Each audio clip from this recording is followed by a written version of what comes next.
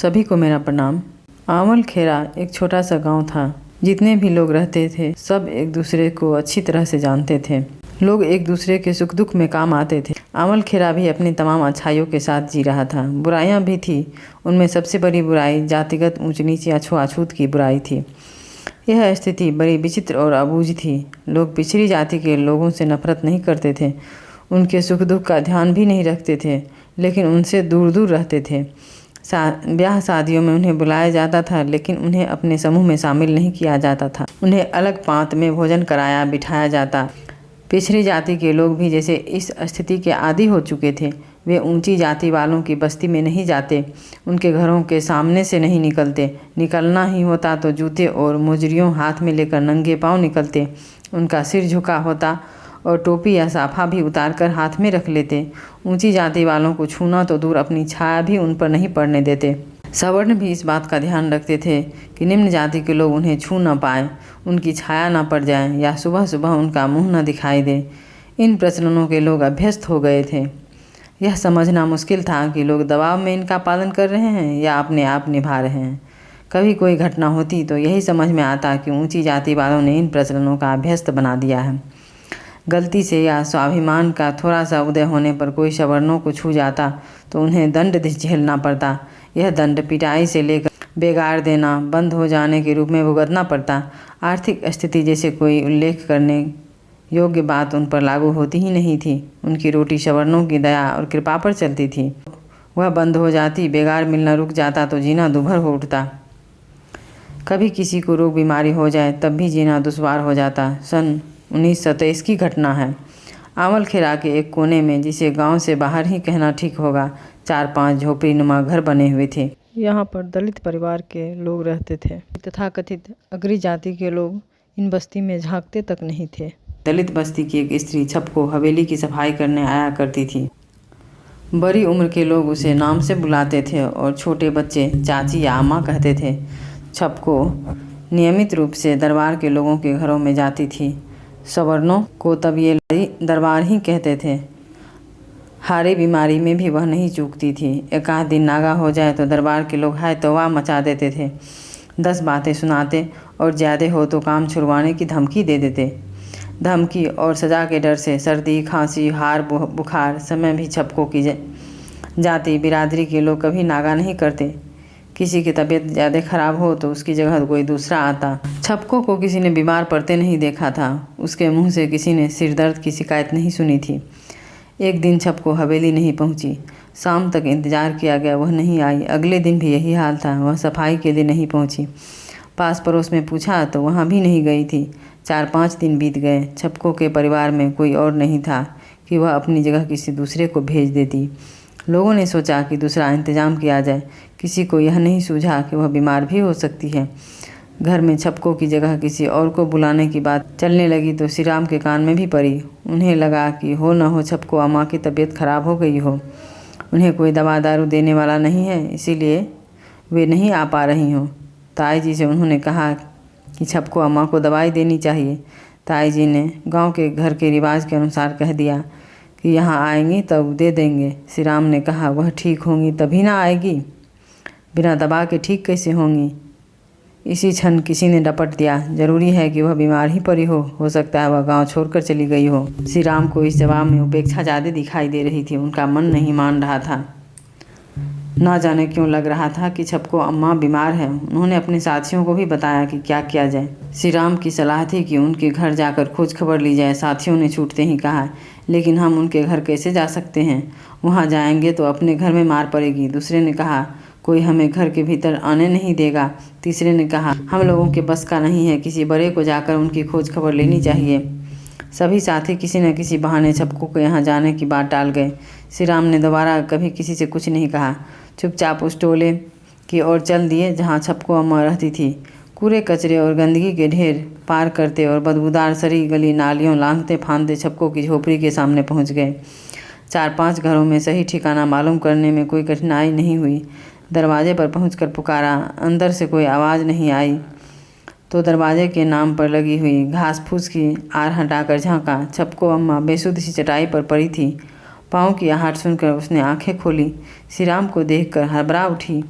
बैठने की कोशिश करने लगी लेकिन बैठ नहीं पाई। उठने की कोशिश में वापस गिरते हुए छपको ने कहा, यहाँ क्यों आए हो? घर पर पता चलेगा तो मार पड़ेगी। श्री राम ने कुछ नहीं सुना। हाथ लगा कर देखा तो शरीर बुरी तरह तप रहा था। बुखार, हथेली देखना चाहिए। याद था कि घर में किसी को बुखार आता है तो हथेली और जीभ वगैरह देखते हैं। हथेली में घाव था, उससे बदबू आ रही थी, पीप बह रही थी। शायद घाव सड़ने लगा था और इसी वजह से बुखार भी आ रहा था। चिंता मत करो, मैं दवा लेकर आता हूँ, श्री राम ने कहा और छपको अम्मा कुछ कहे उसे सुनने से पहले ही झोपड़ी के वह बाहर चले गए थे। दवा खाना वहाँ से काफ़ी दूर था। झोपड़ी के बाहर निकलकर पहले तो पड़ोस से पानी लिया और अम्मा को पिलाया, फिर दौड़कर वापस चले गए। मरहम पट्टी का सामान लेकर कुछ ही मिनटों में लौट कर आए। साफ धुले हुए कपड़ों की पट्टी बनाई और जाने कहाँ से लाल दवा मरहम का जुगाड़ कर लिया। मरहम पट्टी की और काढ़ा बनाकर पिलाया ताकि बुखार कुछ कम हो जाए। छपको अम्मा की आंखें डबडबा गई। दवा से ज़्यादा सेवा और सहानुभूति ने काम किया। उन्हें नींद आने लगी। फिर आने की बात कहकर श्री राम वापस चले गए। अगले दिन के उपचार में क्या प्रबंध करना है, इस उधेड़बुन में रमते हुए श्री राम हवेली आ गए। द्वार पर आते ही उन्होंने कलश से जल निकाला और दोनों हाथों से भरकर 3 बार श्री राम पर छिड़का। फिर दरवाजे के बाहर ही नहाने के लिए कहा। कपड़े वहीं लाकर पहले से रखे हुए थे। नहाने के बाद वे कपड़े पहने और पुराने पहने हुए कपड़े वहीं छोड़ दिए। शुद्धिकरण की यह कार्रवाई पूरी होने के बाद श्री राम अंदर आए। उन्होंने कोई सवाल नहीं किया, यही कहा कि गंगाजल के साथ कुछ और जोड़ी कपड़ों का इंतजाम भी कर लेना। आगे कई दिन तक छपको अम्मा के यहाँ जाना है। पश्चाताप और क्षमा मांगने या सफाई देने की जगह पर यह वचन सुनकर घर के लोग हैरत में पड़ गए। श्री राम ने अगली बात यह कही कि जब तक अम्मा का घाव ठीक नहीं हो जाता रोज़ जाऊंगा। उत्तर में उलाहना या व्यंग नहीं था, निश्चय की झलक दिखाई दे रही थी।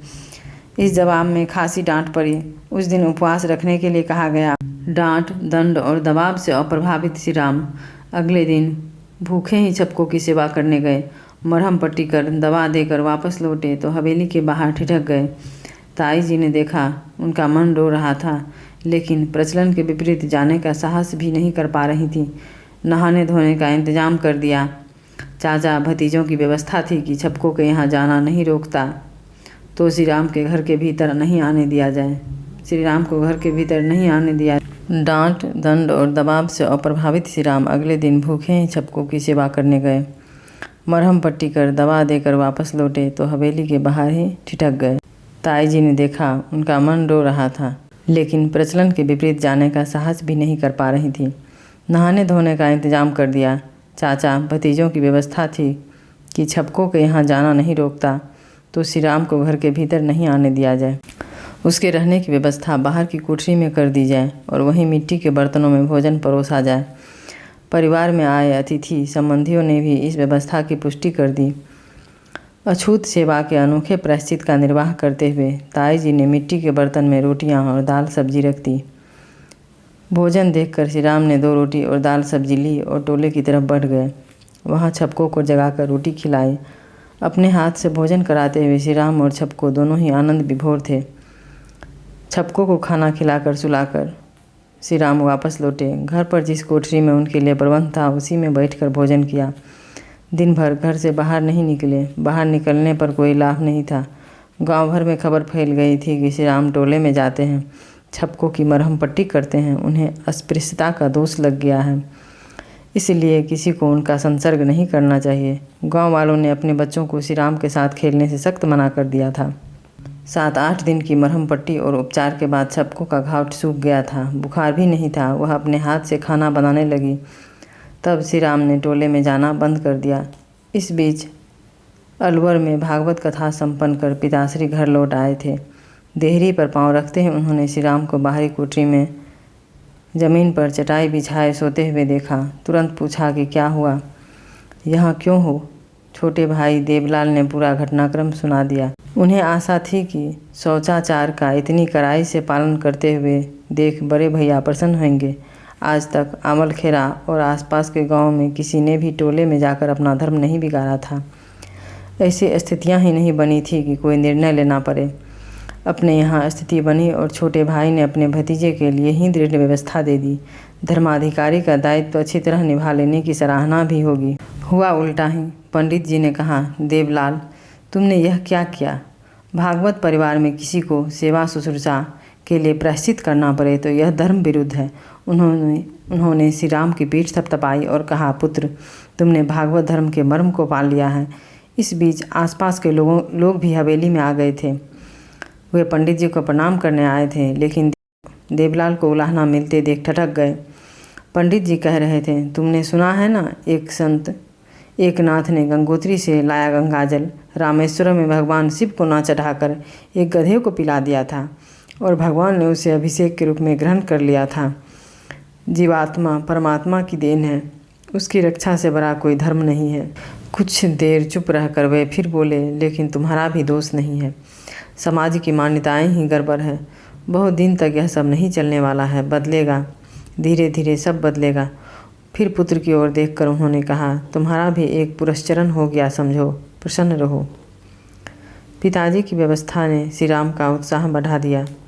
कोठरी से निकलकर वे सीधे टोली की ओर गए और वहाँ छपको अम्मा को पुकारा।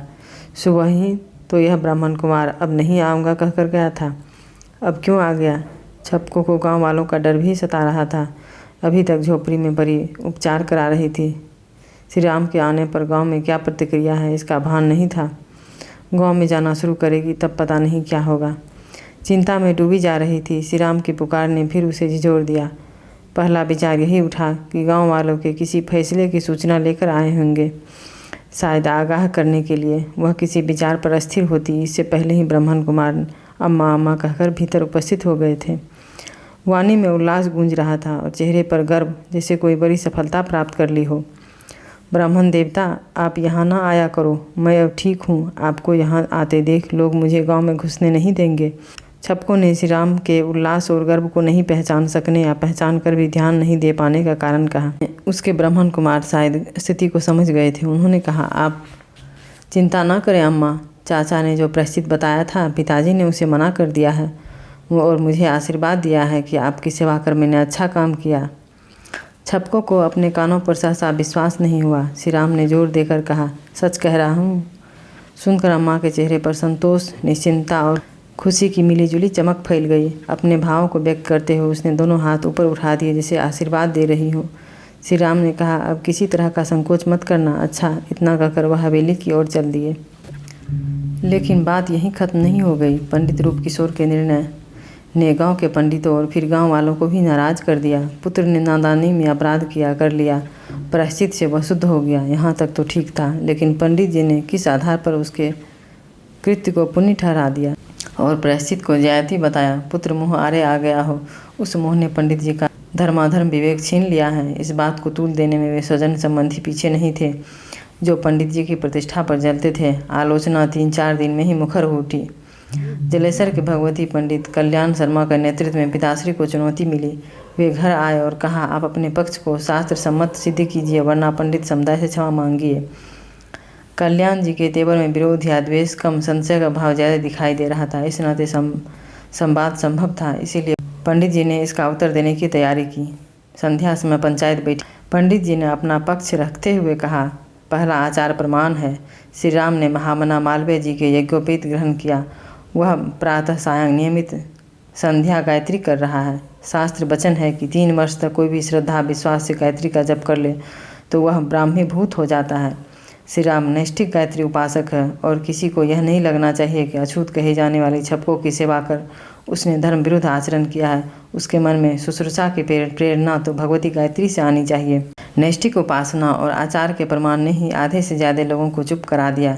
फिर सबरी प्रसंग से उन्होंने समझाया कि उसके जूठे बेर खाने पर भी भगवान की मर्यादा भंग नहीं हुई, तो अपने से छोटों या अत्यंजों की सेवा करने से मनुष्य का पतन कैसे हो सकता है। पंडित जी ने अनेक उदाहरण और शास्त्र वचन के प्रमाण देकर निरूपित किया कि अस्पृश्यता अपराध है, अत्यंजों से घृणा करना पाप है। पंडित जी के प्रतिपादन की किसी के पास काट नहीं थी। भागवती कल्याण जी ने उनके निरूपण को विवेक और धर्मसम्मत बताया। श्री राम के आचरण में और पंडित प्रवर की व्यवस्था में कोई दोष नहीं है। उन्होंने इतनी ही सावधानी रखने के लिए कहा कि समाज के आग्रह का भी थोड़ा निर्वाह करना चाहिए। इस टिप्पणी में खिसियाहट नहीं, वहाँ उत्पन्न विरोध के एक अंश को मान्यता देने और शांति बनाए रखने की व्यवहारिकता ही महत्वपूर्ण थी। गांव में विरोध धीरे धीरे कम हो गया। यह पंडित जी के अलावा श्री राम के व्यवहार और सेवा भाव के कारण भी था। छपकों की सेवा और उससे उत्पन्न विवाद का समाधान होने के तुरंत बाद श्री राम अपने अलग हुए साथियों को ढूंढते हुए उनके पास गए। गांव वालों की नाराज़गी के डर से ही वे अलग हुए थे, वरना श्री राम के मन में साहचर्य की ललक उनके मन में भी रहती थी। अपने मित्र के बुलाने और घर के लोगों का दबाव ढीला पड़ने पर वे साथ आ गए। अपने मित्र के साथ लेकर श्री राम ने स्वयं सेवकों का छोटा सा दल बनाया। इन लोगों को मरहम पट्टी, प्राथमिक उपचार की जानकारी दी। यह विद्या किसी स्कूल या शिविर में नहीं सीखी थी। ताई जी को परिवार में छोटी मोटी बीमारियों का इलाज करते देखा था। चोट मोच आने पर पट्टी बांधते, मालिश करने की कला भी उन्हीं से सीखी थी। श्री राम ने टोली के सदस्यों को यह कला सिखा दी। मौसम बदलने पर उन दिनों कोई न कोई बीमारी फैलने लगती थी। सर्दी, बुखार, फोड़ा, फुंसी और उदर विकार जैसी बीमारियां आम थी। आज भी गांव में ये रोग फैलते हैं। उन दिनों हालत अब की तुलना में 100 गुना खराब थी। 12-13 साल के श्री राम ने अपने इस स्तर पर इन बीमारियों से लड़ने की ठानी। स्वयं सेवकों की टोली हर जगह इलाज के लिए नहीं जा सकती थी। उसका उपाय यह सोचा कि रोजमर्रा की समस्याओं के नुस्खे समझाएं, नुस्खे जुटाएं, पालतू पशुओं को होने वाली बीमारी के घरेलू उपचार भी ढूंढें। उन्हें भी लिखा और अपने साथियों को उनकी नकल तैयार करने में लगाया। इस तरह कई प्रतियां तैयार हो गई। पर्चे नुमा ये पोस्टर आमलखेरा में ही नहीं, आसपास के गाँवों में भी चिपकाए गए। पर्चे ज़्यादा संख्या में नहीं थे। उन्हें चिपकाने मंदिर, स्कूल, धर्मशाला या चौपाल जैसी जगह चुनी गई जहाँ लोगों का आना जाना ज़्यादा था।